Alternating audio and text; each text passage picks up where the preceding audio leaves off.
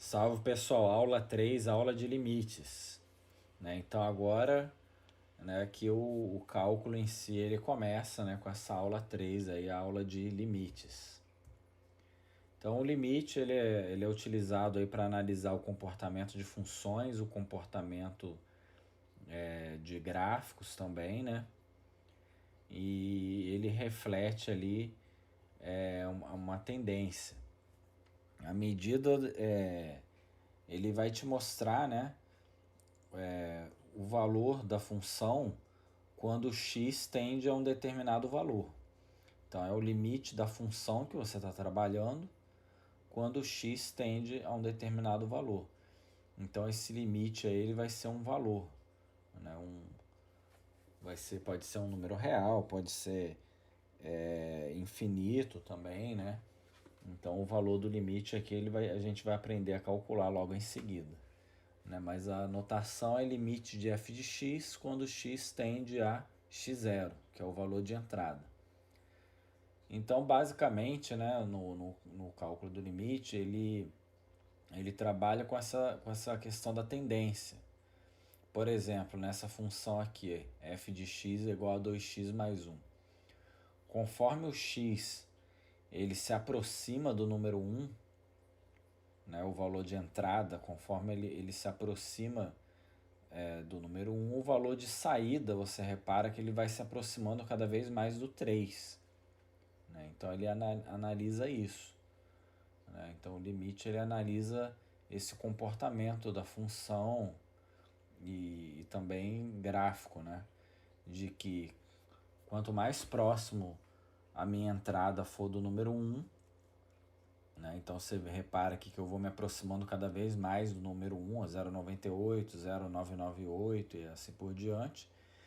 Mais próximo a minha função ela vai se aproximar aí do valor 3. Então o valor de entrada ele é definido dentro de um delta, e o valor de saída dentro de um epsilon. Limite lateral.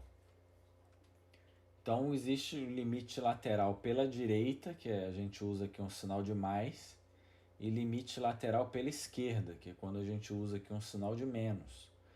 Então existe caso de funções que elas não são contínuas. Esse caso aqui que vocês estão vendo, por exemplo.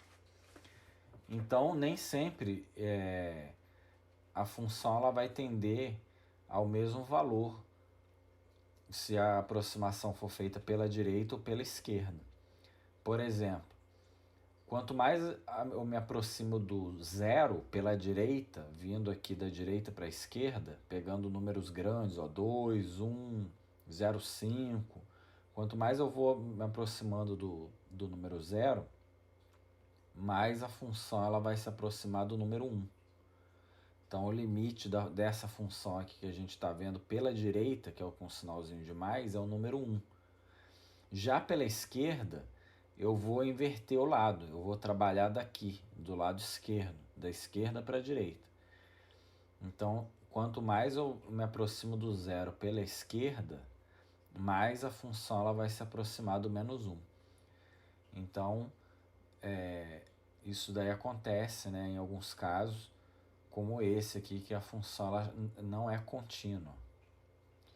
Função contínua, Então a função contínua, basicamente assim, você vai ver, ela não vai ter buracos, Ela vai existir ali para o tempo todo, Para todos os valores ali de entrada. E além disso, os limites laterais eles são iguais. Então numa função contínua isso daqui não acontece. Isso daqui do limite pela direita e pela esquerda dá valores diferentes, só acontece nessas funções aqui onde a gente tem uma quebra, tem um buraco.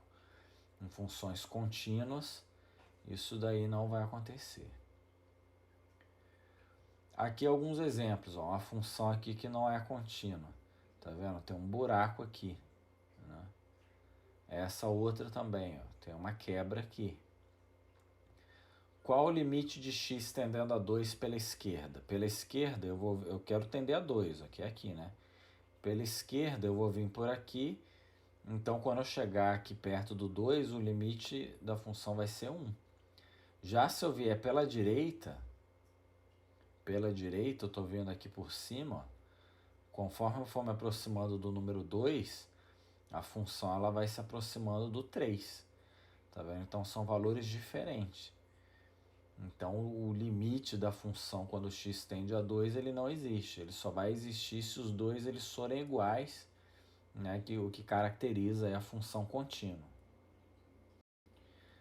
Propriedade da função contínua, né? Isso daí é utilizado mais à frente para definir algumas propriedades de limite, né? Função contínua, se você somar duas delas, você obtém uma outra contínua, né, no mesmo ponto. Se você multiplicar elas também, e se você dividir também. Então isso daí acaba sendo utilizado ali no limite para você, algumas vezes pode ser necessário aí pegar o limite e dividir ele em partes. Então agora vamos à parte mais importante, né? Essa parte inicial é a parte mais abstrata, né? Mas a parte mais importante é você realmente saber calcular o limite, né? E então existem vários casos, né? A gente vai trabalhando devagar. Hoje aqui eu vou explicar só o primeiro e o segundo caso. A gente também vai fazer os exercícios relacionados só a eles também, para não dar um nó na cabeça do aluno, né?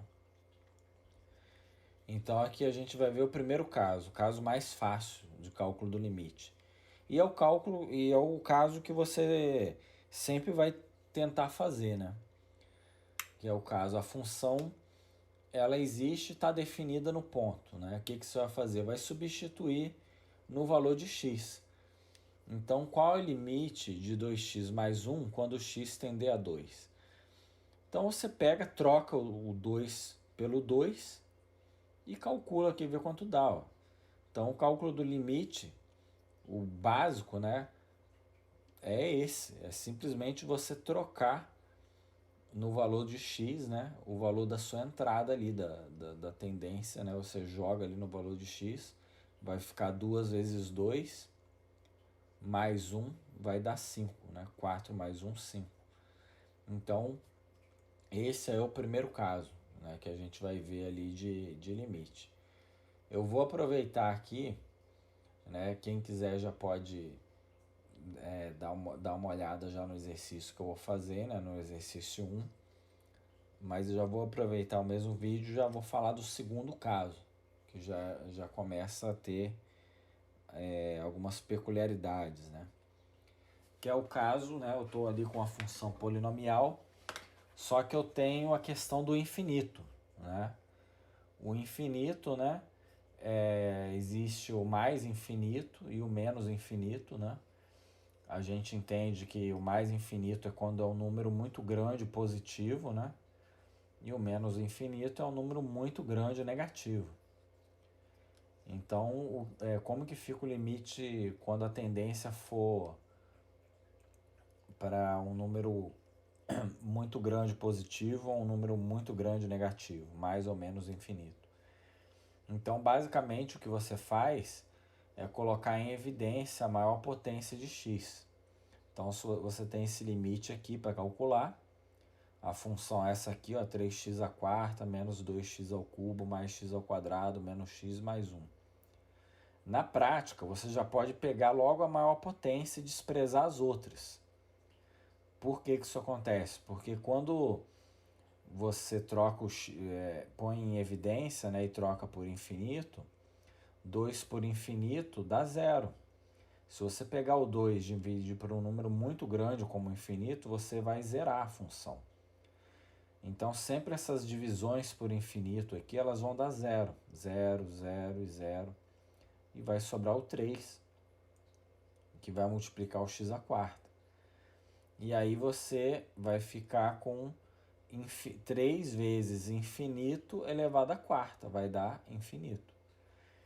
Então, recapitulando, se você pegar uma expressão dessa aqui, com a tendência a infinito, você despreza os outros termos, você já pode passar daqui direto para cá, né? Muitos autores, aqui eu só coloquei esse passo aqui para mostrar, né? O segundo passo, mas muitos autores aí já vão direto do primeiro para a terceira etapa.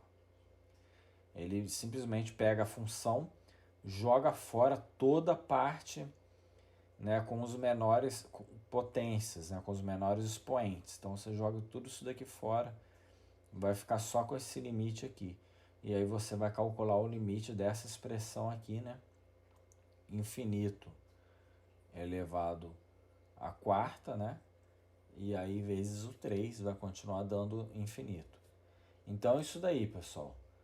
A gente está vendo aqui os dois casos, né? Foquem neles. A gente vai recapitular eles agora, né? A gente vai fazer aqui no outro vídeo, resolver alguns exercícios aí sobre isso.